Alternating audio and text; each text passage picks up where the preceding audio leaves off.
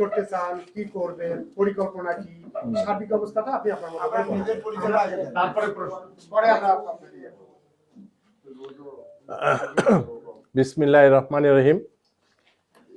প্রিয় সাংবাদিক বন্ধুরা, আসসালামু আলাইকুম। আর হিন্দু ধর্ম ভাইরা সবাইকে আদাব ও শুভেচ্ছা।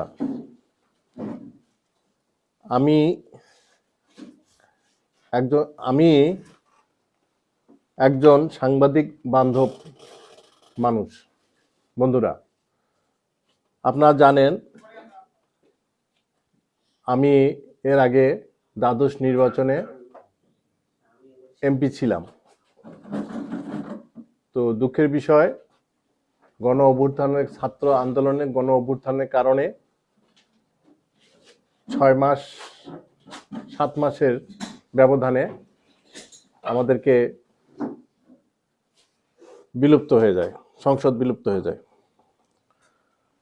আজকে আমি কিশোরগঞ্জের উন্নয়ন বিষয়ে আলোচনা এবং সাংবাদিক ভাইদের সাংবাদিক সম্মেলনে আমি কিছু কথা বলবো।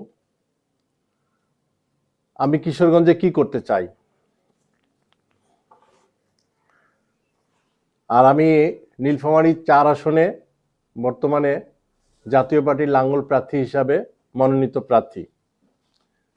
এর আগে যখন আমি সংসদে নির্বাচিত হয়েছিলাম তখন স্বতন্ত্র প্রার্থী হিসাবে নির্বাচিত হয়েছিলাম।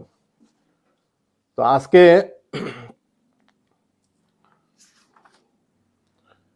আমার এলাকায়, কিশোরগঞ্জ এলাকায় যে সমস্ত সমস্যা সেগুলো আমি তুলে ধরব।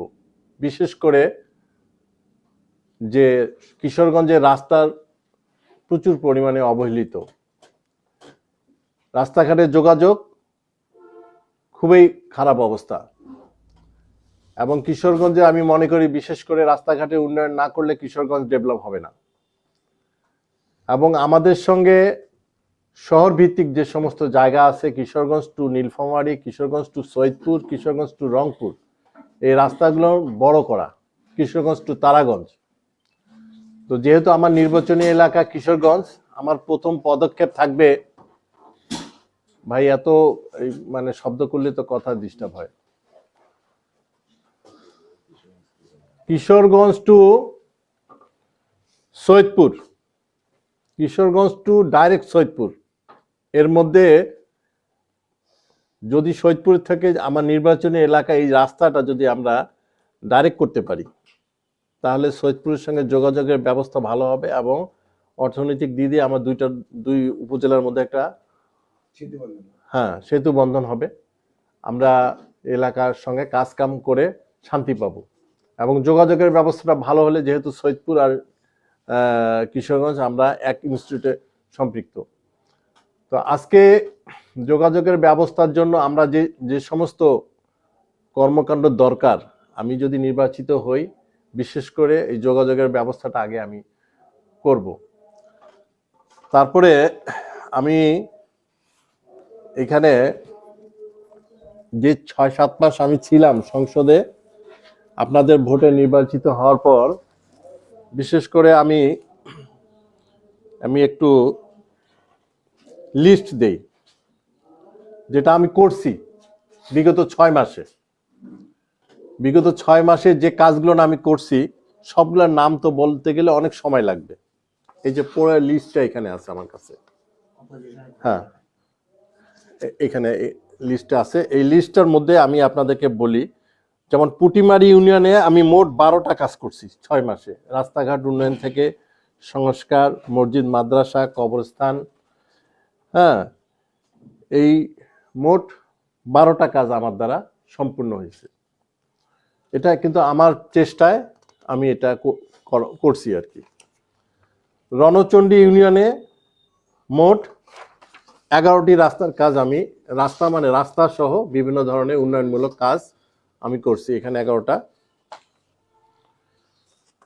তারপর বাহাগিলি ইউনিয়নে মোট 7টা রাস্তাঘাট থেকে বিভিন্ন ধরনের কাজ, মানে করা হয়েছে, বিশেষ করে রাস্তাঘাটের কাজ বেশি করা হয়েছে। মসজিদ মাদ্রাসা এর মধ্যে আছে, মসজিদ মাদ্রাসা এটা মনে হয় আলাদা আছে। 9 নম্বর এখানে হলো কিশোরগঞ্জ সদর। কিশোরগঞ্জ সদরে আমি মোট 9টা কাজ করছি,